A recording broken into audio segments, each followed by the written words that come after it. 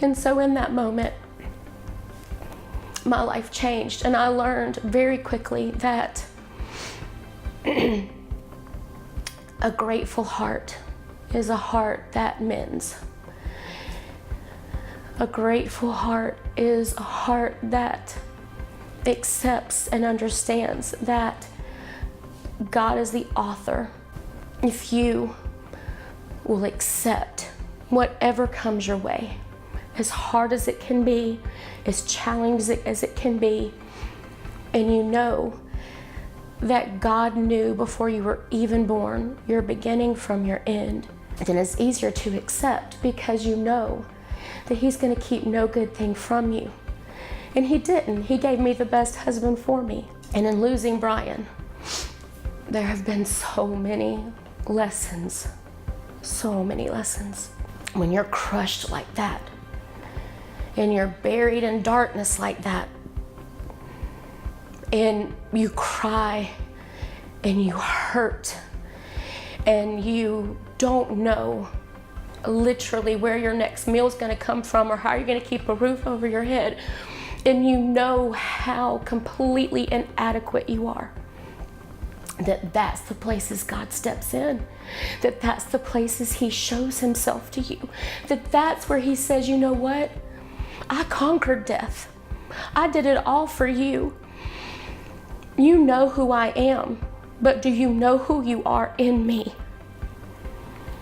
And that's when I began to say, I'm a child of God.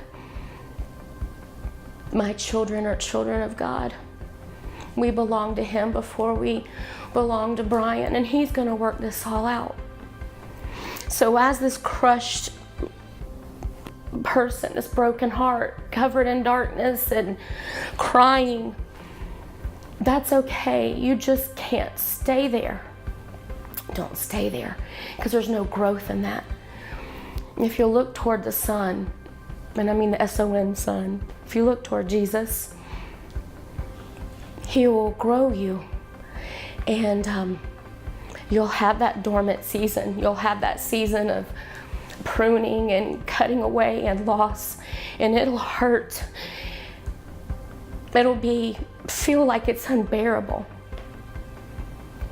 but you'll grow. I have so much more love and peace and kindness, long-suffering in me than I ever did before, and that's because I let Him let me grow.